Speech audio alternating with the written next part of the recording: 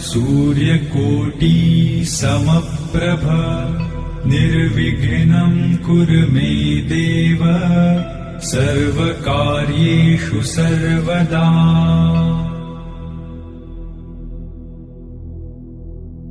वक्रतुण्ड महाकाय सूर्यकोटि समप्रभ निर्विघ्नं कुरु मे देव सर्वकार्येषु सर्वदा।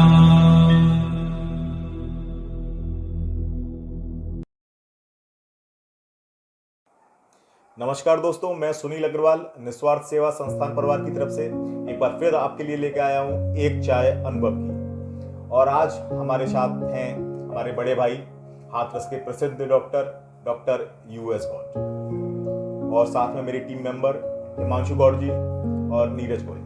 साथ में जो कैमरा चला रहे हैं वो नितिन अग्रवाल जी। और मैं भाई साहब से रिक्वेस्ट करूंगा कि अपना थोड़ा पूर्ण परिचय दें। सबसे पहले तो मैं धन्यवाद करूंगा निस्वार्थ सेवा संस्थान का कि उन्होंने यहाँ पे आके और ये कार्यक्रम अरेंज किया है। तो मैं आपको अपने परिचय में बताता हूँ। मैं doctor U S Gaur homeopathic consultant physician हूँ और समाज सेवा के क्षेत्र में समाज सेवा भी करता हूँ, समाज सेवा के आर्टिकल भी लिखता हूँ और समाज सेवा की बात जहाँ पे भी आती है वहाँ मैं लोगों के साथ रहता हूँ। मोटिवेशन का वर्क भी करता हूँ और स्पिरिचुअल वर्क भी करता हूँ। तो ऐसा जीवन में चला आ रहा है अब तक।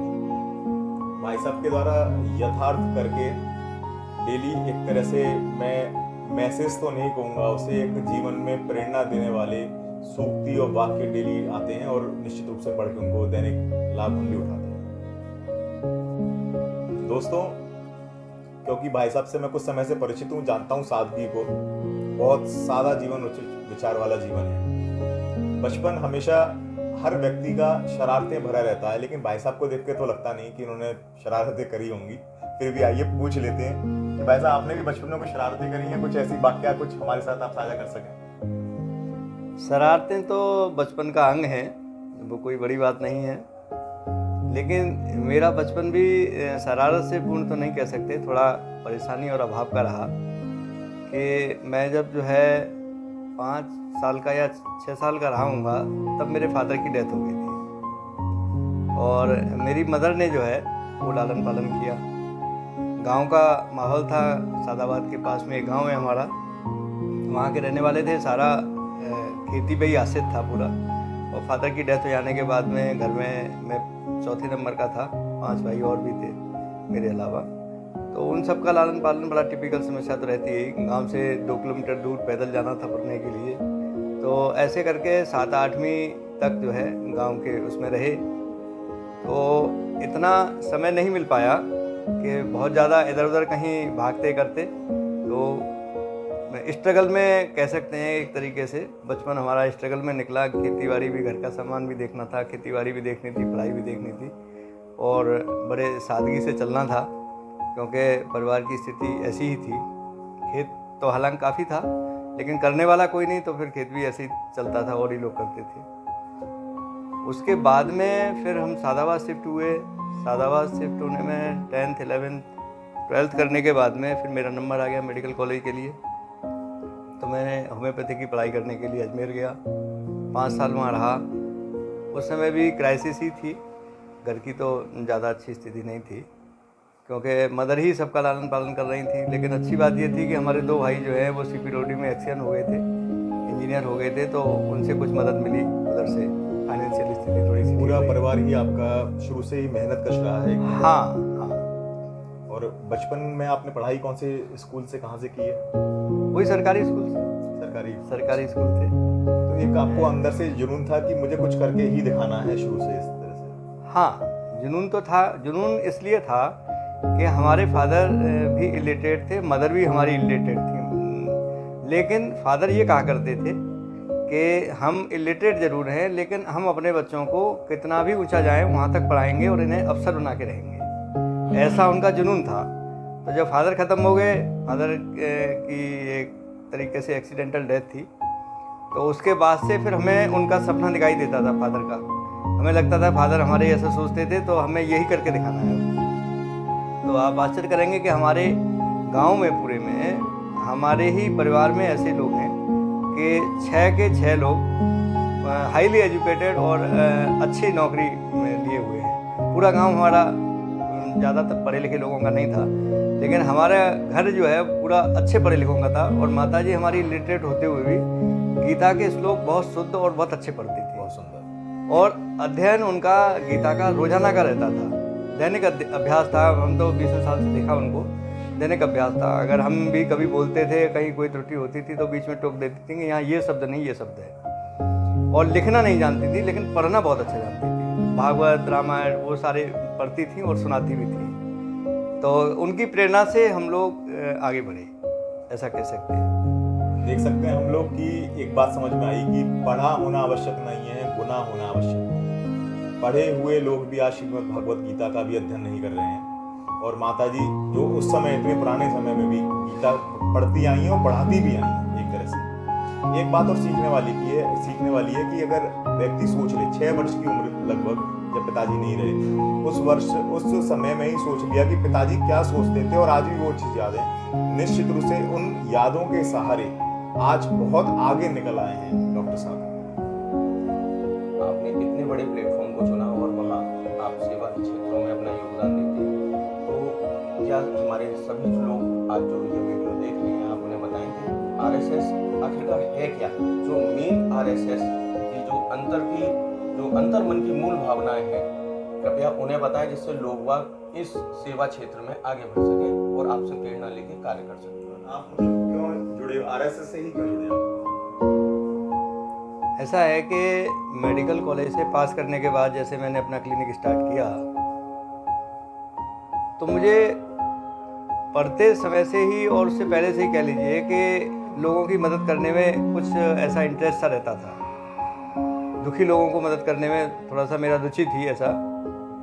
तो मैंने ये सोचा कि किस माध्यम से मैं लोगों की सेवा और कर सकता हूँ चिकित्सा के अलावा। तो उसमें सबसे पहले मैं जॉइंट्स क्लब से जुड़ा। जॉइंट्स क्लब सादाबाद में उस समय मथुरा डिस्ट्रिक्ट हुआ करता था। तो यंग जॉइंट्स करके एक संस्था वहाँ खुली। वो यंग जॉइंट्स क्लब की ही दूसरी पैरेलल संस्था थी, वो हाथरस की संस्था थी। तो उन्होंने एक जूनियर डिवीज़न वहाँ खोल दी थी हाथरस वालों ने। तो उसके माध्यम से काम शुरू किया हमने। तो वहाँ छोटे छोटे काम, निबंध प्रतियोगिता, ये वो, और बच्चों के काम और गरीब लोगों की मदद के काम, वो सब काम शुरू किए उससे। लेकिन उसके बाद हमें लगा कि हम इतना सारा पैसा इसमें इकट्ठा करते हैं, फिर संस्था को दे देते हैं, फिर हमारे पास काम करने के लिए पैसा कम बचता है, तो कुछ और भी किया जा सकता है।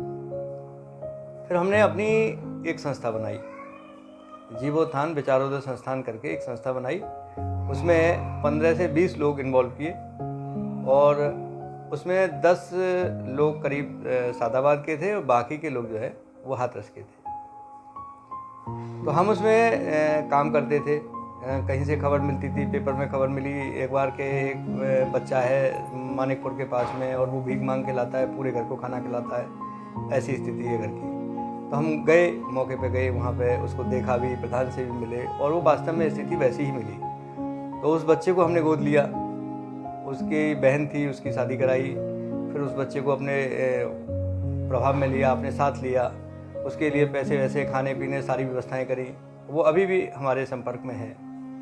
तो ऐसे करके कुछ समाज सेवाई काम शुरू किए पहले। लेकिन बाद में इस बीच में एक थोड़ा सा एक ख़राब अनुभव भी रहा हमारे अंदर, वो आप लोगों के साथ साझा इसलिए कर रहे हैं कि आप लोग बहुत अच्छा काम करते हैं, लेकिन कभी कभी ऐसी मिस हैपनिंग भी हो जाती हैं जिससे मन कभी कभी विचलित भी हो सकता है। तो आप लोग विचलित ना हो, इसके लिए मैं ये प्रसंग सुना रहा हूँ कि हमारे मन में एक ऐसी बात आई कि हमारी संस्था के द्वारा कोई ऐसा कार्य होना चाहिए जिसको लोग नहीं कर पा रहे हैं। तो हमारे सामने 2 प्रोजेक्ट सामने आए।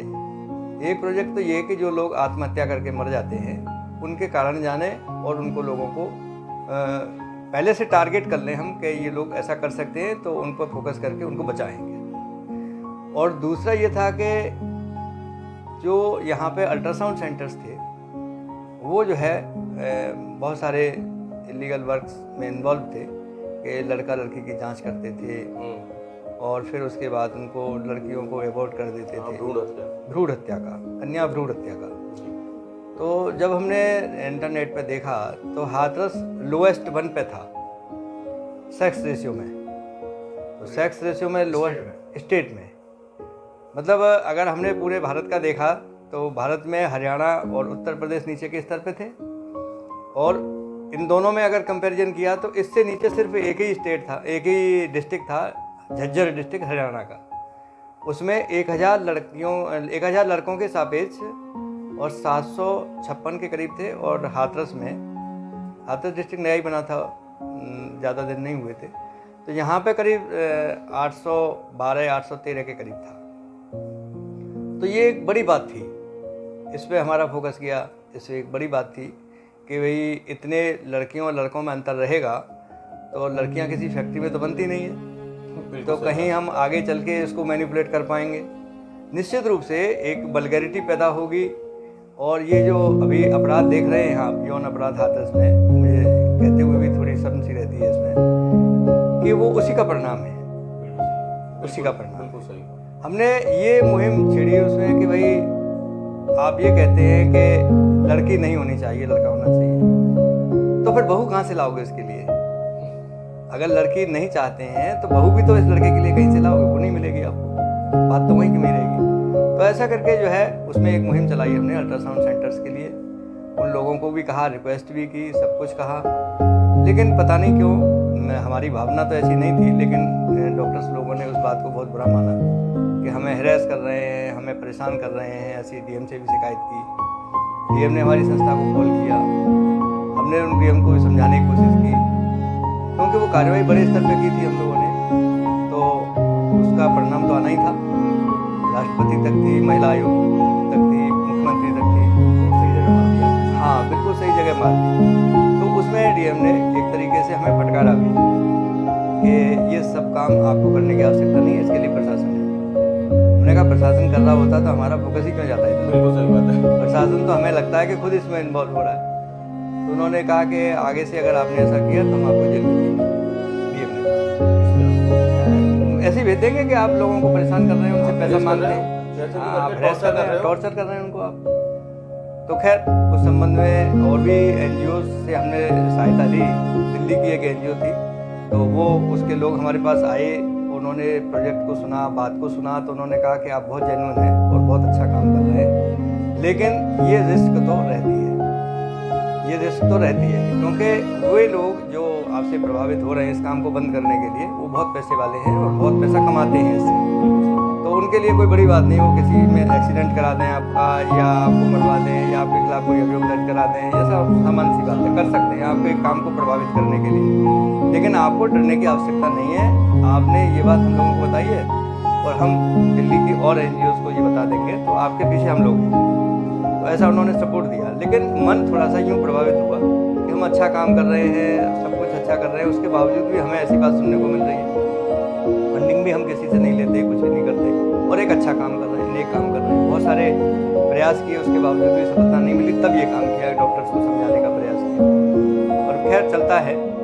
तो उसके बाद जो है फिर हम एक संत से मिले, तो संत ने कहा कि अच्छे लोग जो हैं संस्थाएं बनाते नहीं हैं, बड़ी संस्थाओं का सहयोग करते हैं।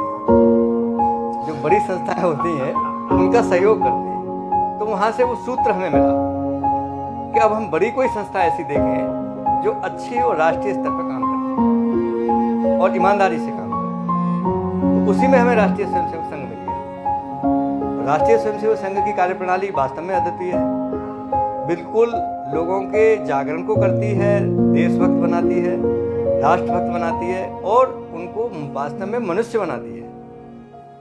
अगर हाँ, ये बड़ी बात है कि उनको मनुष्य बनाती है, और घर से जागरण करा के ला के शाखा में उनको सिखा के, शाखा में उनको ये समझा के कि आप आदमी हैं, आप मनुष्य हैं, और मनुष्यता को क्रिएट करिए, अपने को मनुष्यता को क्रिएट करिए।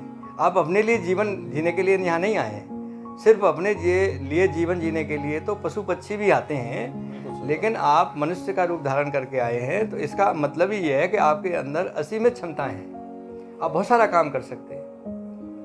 तो ऐसा जो है राष्ट्रीय स्वयंसेवक संघ के अंदर जब भाव हमने देखा, तो हम जुड़े शाखा के माध्यम से, और हमने अपनी सारी संस्था के लोग इसमें डिजॉल्व कर दिए ये देख के कि अगर हम कोई एक तरह विलय कर लिया एक तरीके से ब्लैक कर लिया कि अब हम कोई बड़ा काम करेंगे तो हमें डीएम से डरने की आवश्यकता नहीं पड़ेगी, सही बात है।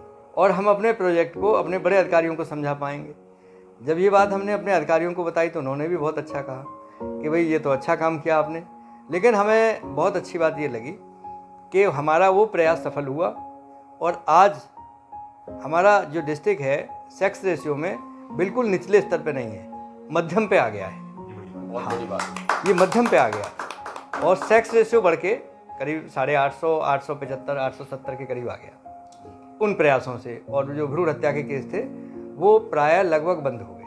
आज की डेट में अगर आप जाएंगे हाथरस के अंदर किसी भी अल्ट्रासाउंड सेंटर्स पे तो कोई तैयार होगा नहीं कि हाँ हम ये काम कर देंगे। मतलब बहुत आसान नहीं रह गया अब ये, आसान नहीं बहुत है। ज्यादा टिपिकल हो गया। हाँ, बहुत ज्यादा पहले टिपिकल हो आसान गया। था।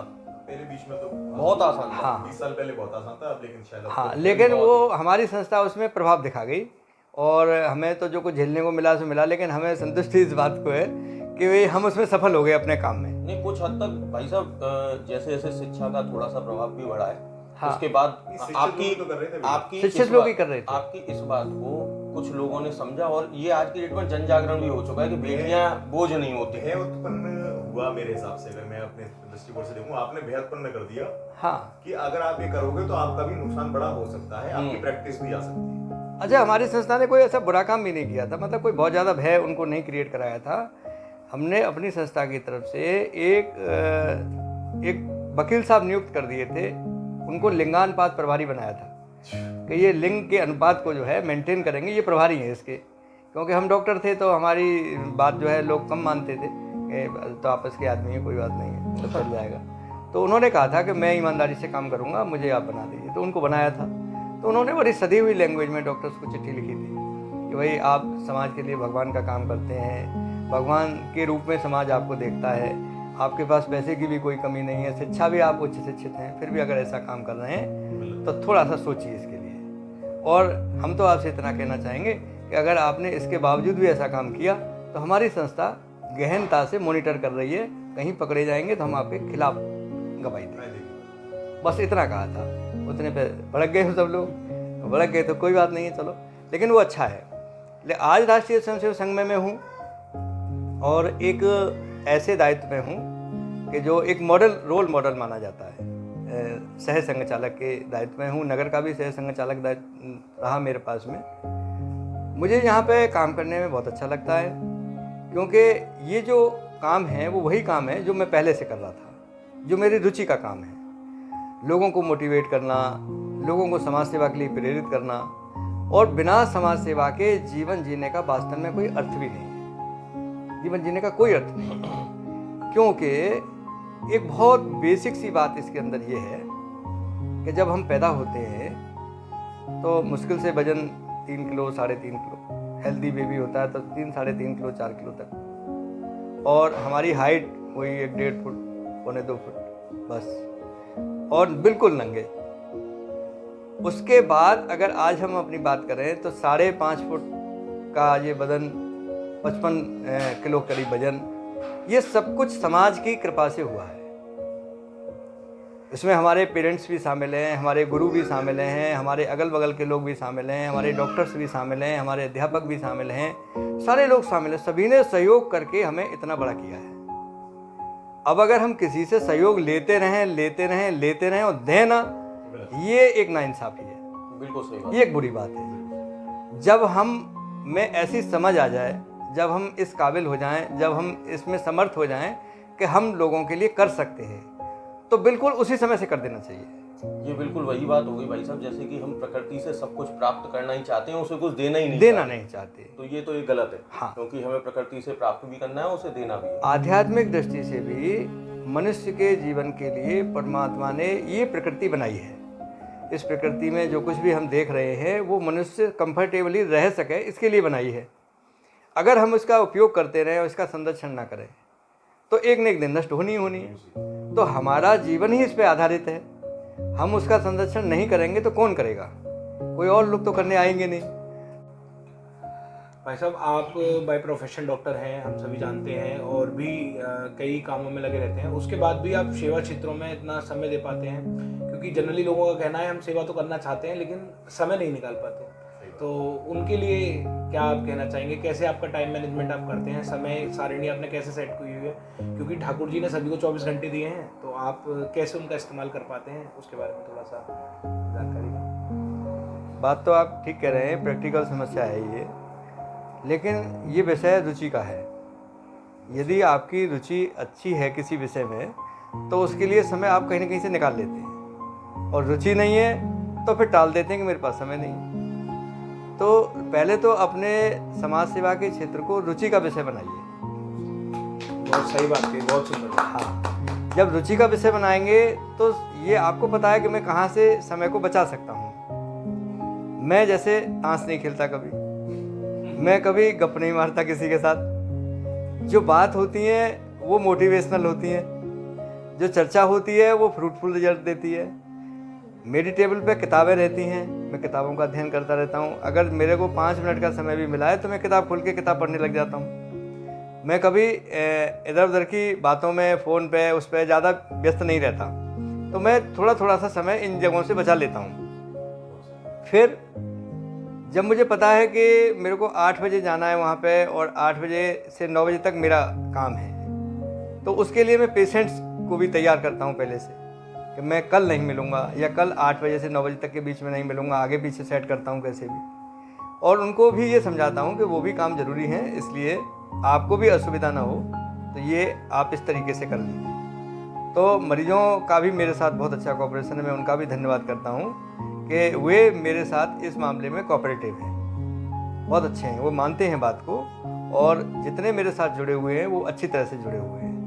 तो कुछ मेरा सोने का समय है, उसमें से कुछ बचाता हूँ, कुछ घर से समय बचाता हूँ, ऐसे करके, क्योंकि ये मैं अपने को न्यूट्रिशन मानता हूँ, इसको समाज सेवा को अपना एक न्यूट्रिशन मानता हूँ मैं, एनर्जी है मेरी ये।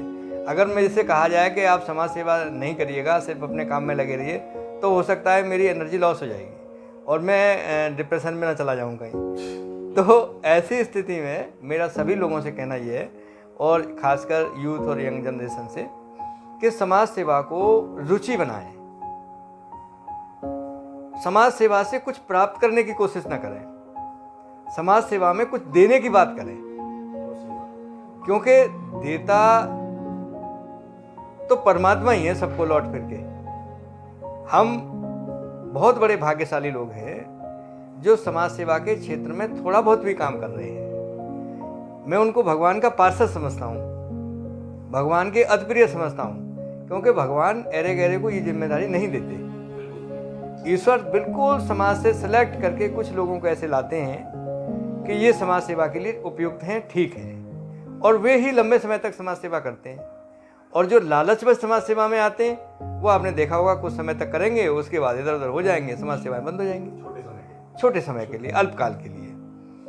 तो ये मैं आपकी एनएसएस से भी इसी बात से प्रभावित हूँ कि एनएसएस लंबे समय से काम कर रही है, अच्छी दिशा में काम कर रही है, और ईश्वर का साथ इनके साथ है, तभी ये इतने लंबे समय से और अच्छा काम कर पा रहे हैं। और मैं भगवान से पुनः प्रार्थना करूँगा कि वे एनएसएस को और शक्तिशाली बनाएं, और लोग एनएसएस के साथ ऐसे जुड़ें कि जो उनकी टीम बड़ी हो जाए और बड़े काम कर पाएँ।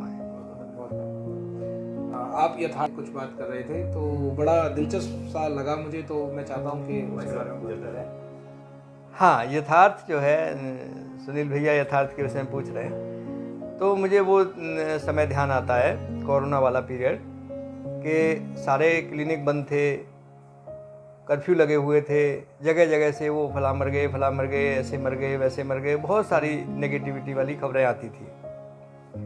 बहुत सारे लोगों के फ़ोन आते थे, बहुत सारे लोग रोदास थे, रात में सो नहीं पा रहे थे, मेरे पास भी फ़ोन आते थे, नींद नहीं आ रही सर, रात में घबराहट हो रही है, बेचैनी हो रही है। तो मुझे ऐसा लगा कि लोगों में एक नेगेटिविटी का भाव ज़्यादा हो गया है, तो थोड़ा सा इनकी नेगेटिविटी को कम किया जाए।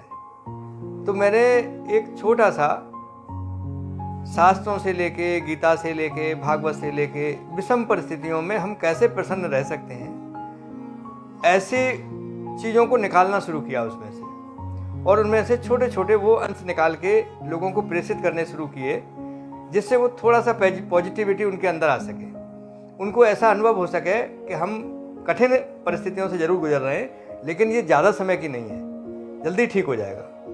तो वो मैंने लिखना शुरू किया। जब मैं डालता था लोगों के, तो लोगों के कमेंट आते थे, बहुत अच्छा लगा आपका पढ़ के, बड़ी पॉजिटिविटी आई, बड़ी मन को शांति मिली, ऐसे लोगों कमेंट आते थे। तो मुझे लगा कि जब इनको अच्छा लग रहा है और कमेंट ठीक आ रहे हैं तो इसको परमानेंट किया जाए फिर। तो एक मैंने अलग ग्रुप बनाया उसका, आर्ट ऑफ हैप्पीनेस करके, और उसमें करीब 50 से 55 के करीब इस समय सदस्य हैं। हाथरस से बाहर के भी सदस्य हैं। और मैं दैनिक सुबह 6 बजे के करीब इसको डाल देता हूँ और लोग बेसब्री से इसका इंतज़ार करते हैं, पढ़ते हैं, और पढ़ने के बाद में फिर इस पर पूरे दिन अमल करते हैं और इसको देख के प्रसन्न भी होते हैं। और मेरे पास कमेंट भी आते हैं लौट के कि आज तो बहुत अच्छा लगा, आज तो बहुत अच्छा लगा। तो अच्छा लगने का ये है कि भाई मैं कहीं अलग से नहीं लाता, जो ईश्वर मुझे प्रेरणा देते हैं, जिस विषय पे भी प्रेरणा देते हैं, उस प्रेरणा को मैं अपने शब्दों में लिख के और लोगों तक पहुंचा देता हूं। इसमें मेरा अपना कुछ नहीं है, शास्त्रों से लिया हुआ है, गुरुओं से सीखा हुआ है, ईश्वर की प्रेरणा है। अगर उससे सब कुछ ठीक चल रहा है तो आज की डेट तक करीब 750-800 के करीब ये कलेक्ट हो चुके हैं। मैं कलेक्ट भी करता हूँ इनको, और 2.5 साल के करीब हो गया इसको लगातार अनवरत चलते हुए। और अच्छी बात यह है कि ये रिपीट नहीं होते, हर दिन एक नया होता है और नए विषय पे होता है। तो आप लोगों को अच्छा लगता है, मैं इसलिए डाल रहा हूँ। इसमें ऐसी कोई ख़ास बात नहीं है। खास बात है इसमें। अगर खास बात आपको लगती है तो अच्छी है। नया ही होता है वैसे भी। खास बात है। जैसे अभी तक आपका अनुभव वगैरह ये सब आपने बताया अपने जीवन से इसके बारे में, तो हम सभी युवाओं के लिए कुछ थोड़े से कम शब्दों में ऐसा प्रेरणात्मक कोई बातें बताएं जिससे कि हम आगे उनको सीख के आगे बढ़े। प्रेरणा के लिए भैया प्रत्येक व्यक्ति को, प्रत्येक समाज के मनुष्य को यह ध्यान में रखना चाहिए कि हमारा जीवन अपने लिए नहीं है, दूसरों के लिए है। अगर हम दूसरी दृष्टि से इसको देखें कि हम पत्नी के लिए कर रहे हैं, बच्चे के लिए कर रहे हैं, बेटी के लिए कर रहे हैं, बेटे के लिए कर रहे हैं, वो भी हमसे दूसरे ही हैं। बिल्कुल सही। वे भी हमसे दूसरे ही हैं। तो अगर इस दूसरे वाली लाइन को थोड़ा सा और लंबी खींच लेंगे तो समाज अपना हो जाएगा,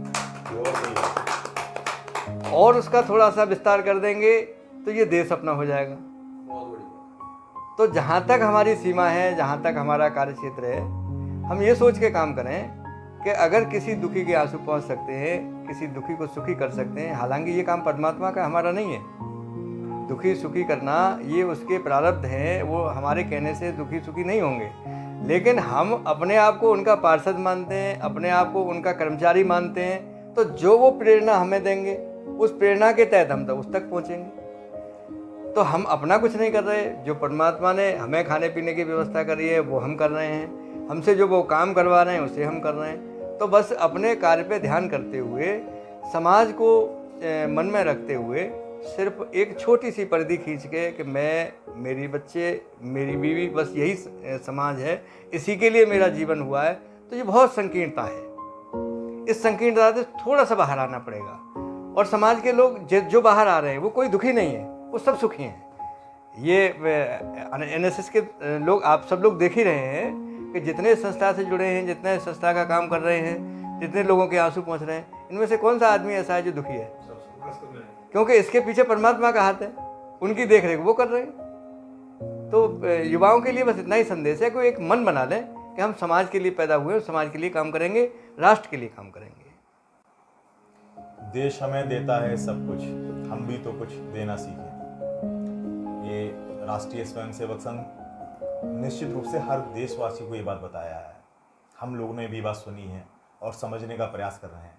निस्वार्थ सेवा संस्थान परिवार की तरफ से मैं डॉक्टर साहब का हार्दिक धन्यवाद देता हूँ। आपने अपना कीमती समय दिया। शायद इतने घने पेड़ के नीचे रहकर हम भी कुछ सीख पाएँ, उनकी छाया में हम भी कहीं आगे बढ़ पाएँ। समाज सेवा के जो आप आयाम स्थापित कर चुके हैं, हम उनको अनुसरण करके शायद हम भी कहीं पहुंच पाएँ। आपका धन्यवाद। और मैं संस्था की तरफ से पटका पहना के आपको, मतलब अपने आप को ही सम्मानित महसूस करता हूँ। बहुत बहुत धन्यवाद आपका। धन्यवाद। धन्यवाद दोस्तों। जय भारत, जय हिंद। आपकी कृपा से सब काम हो